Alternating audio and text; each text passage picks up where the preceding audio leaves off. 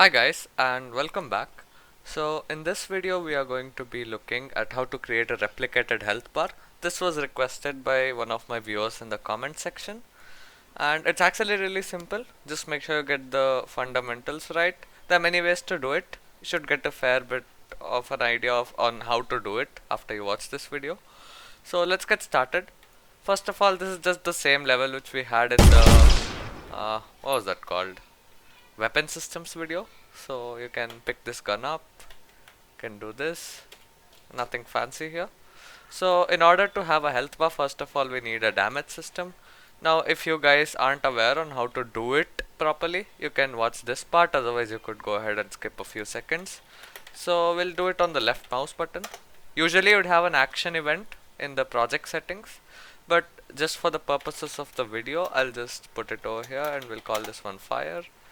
Copy that over and we'll, since this is for multiplayer, so we'll just call this server fire. So a server fire is going to be handling a line trace, so this will be run on the server and this is going to be reliable, and we'll be passing the camera location and things like that from the client. So click on fire. Now when the fire event triggers, now you don't need to make this run on owning client, it's just an additional RPC. The reason is because the left mouse button event is going to be run on the client itself. There is no way that this event will run on another machine. So if you're playing a listen server and you're the server, this event will only fire on your computer. So nothing to worry there.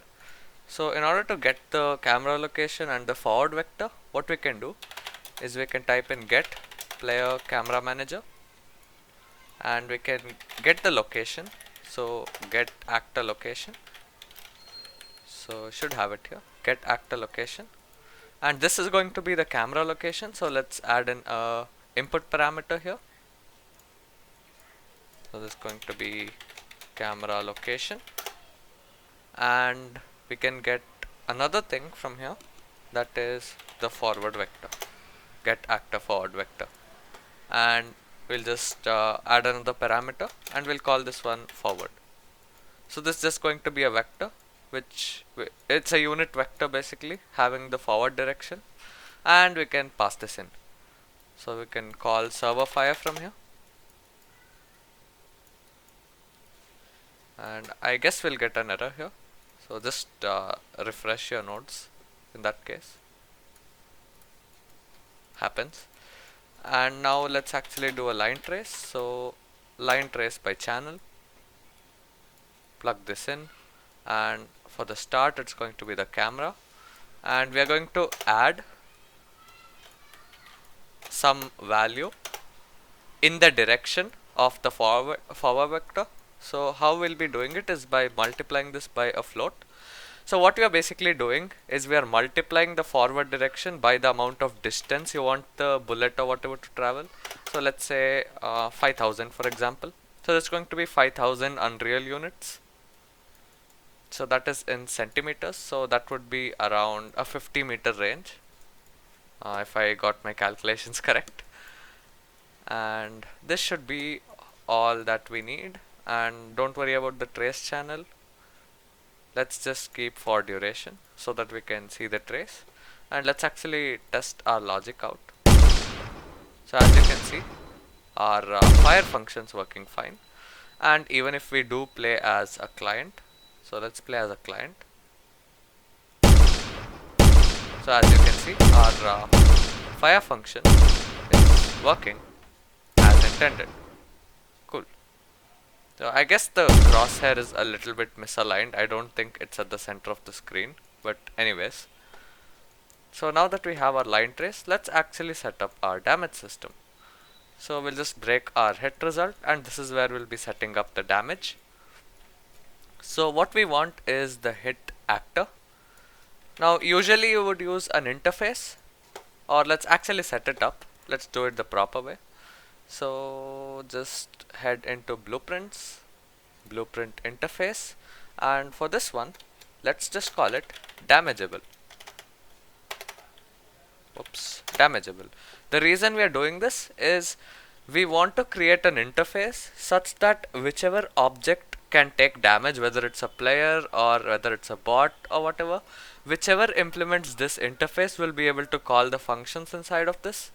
So we'll just call this, let's say, damage. I mean, you could call it anything, maybe put something a bit more descriptive.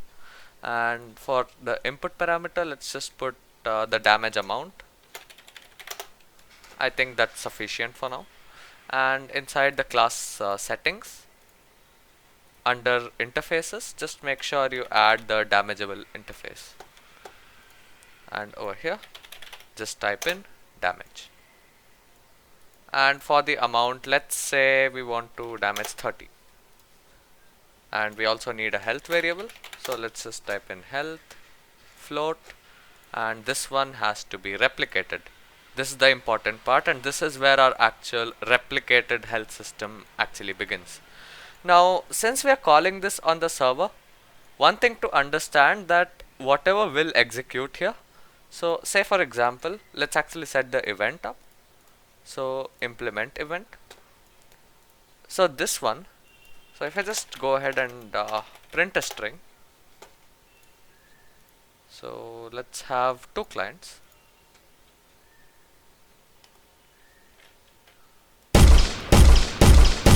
So have to set up the collision first. Let's just change it on the capsule itself. So I think it's ignoring visibility. So let's actually create custom and block visibility. So now our trace system should in theory work. So as you can see, even though we are playing on the client, the server says hello. Why this is important is because we want all the calculations to happen on the server side. So whatever values are being set, these are being set on the server. Just make sure you keep that in mind. So what this will do is, once the server actually applies the damage, then we can go ahead and pass back the health value to the client. So then the client could update it on the widget. You cannot directly implement the health variable on the client, the functionality for the health variable, I mean. That's not the right way to do it. So let's actually set health. So let's just subtract it. So it's going to be the health minus whatever damage we did, and we'll just clamp that. So maximum is going to be 100 and minimum is going to be a 0. So you cannot go below 0. Now this is all we have in the event damage. Just one more thing, that is actually setting up the update health function. So set up a custom event and call this one update health. Now this is the function, or this is the event which is responsible to actually bring back our health value from the server. So from event damage, once the player receives a damage, the health variable is set. So from here what we could do is we can pass this health back onto the client so that the client knows when to actually update the value. Or another alternative is you could also do it on rep notify. You could set this to be rep notify and you could do it over there as well. Nothing wrong in that, but this is the ideal way to do it. And you might also need to set a few other things up, such as you'd have to check whether it's locally controlled or not if you're doing it through rep notify, because this will be called on all the other clients as well. So that's going to be an issue. So we'll be doing it this way. It's not much of a problem. And I would not set this to reliable, just because unless it's like a competitive shooter, even if the health doesn't update maybe a couple of times, I mean, it's really not going to break the game or anything. Yeah, sure, your players are going to get a bit angry if that happens, but it's not going to break the game. And it's definitely something which you don't want to compromise and make your players disconnect instead. So take that as health, or rather I'll call it new health, and pass that in. Now once we have this on the client, now remember, you can do this. However, if you don't want to pass this, you cannot do this. Just remember, because the actual replication part is a bit slower than the actual RPC call. The reason is that the replication of variables happens over cycles, and a replication cycle may happen before or after this RPC gets called. So please do not use the health variable with a get over here. You may use it, but it is going to take some time and it may not be as reliable as this. So just pass it in as a parameter. Now let's create a widget. So user interface, widget blueprint, let's just call it, I don't know, main. You would have your own widget instead, so it's going to be fairly simple one. So progress bar, and just for a bit of visual reason, I'll just add in a border. So I think that's too much. 6 or 5 looks decent. And for the brush color, I'll just make this one black because it looks cool. And for the color, let's just have a green. So this should be fine for a progress bar. And now we can set up an event. So we can create a custom event and we can call this update health. And let's just put underscore widget blueprint for this. You can follow your own naming convention. And this one is going to be called float, and this one's going to be health. So we'll be receiving our health variable from here, and we'll need to get a reference to the widget, so we need to create it first of all. So let's do it on begin play. Whoops, begin play. So we already have something set up over here in begin play, so let's actually create a widget. So we want to check if it is locally controlled,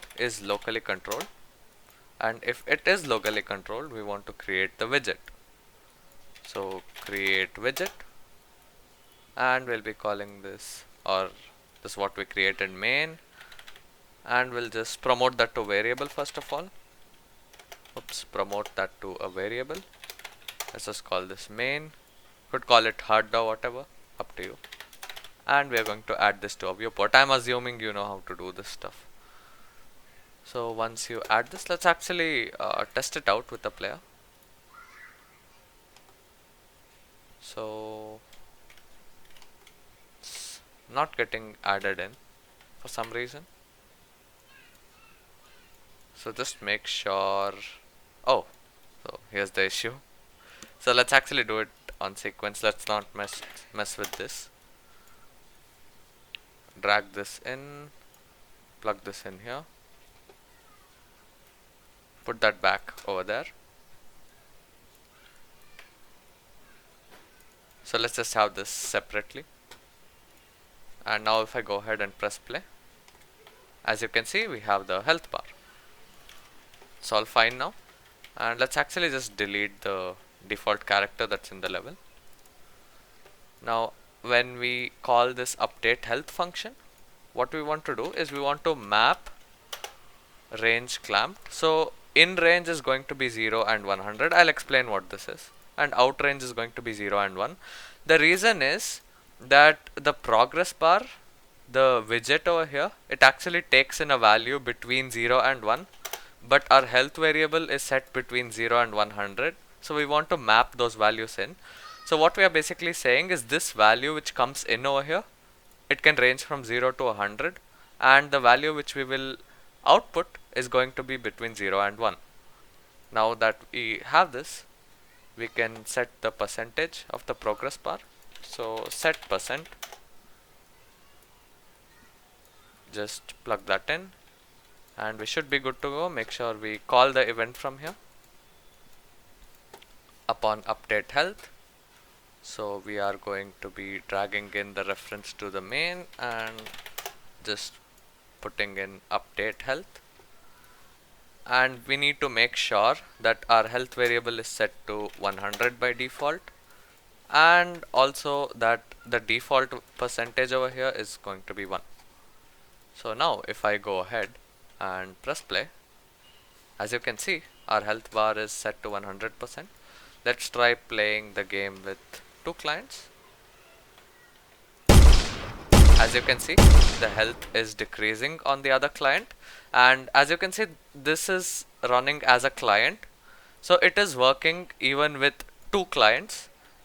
We shall try it with a server and client as well. So this one works. As you can see, it's working well. Let's actually try it with a server and client.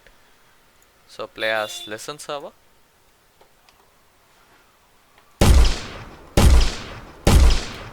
So the progress bar is hidden. Yep.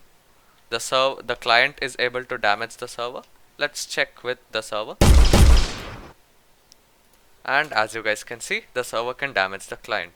So this is how you set up a replicated health bar, guys. I hope this video was useful, as I went pretty in depth with how you would actually set up even the firing and stuff.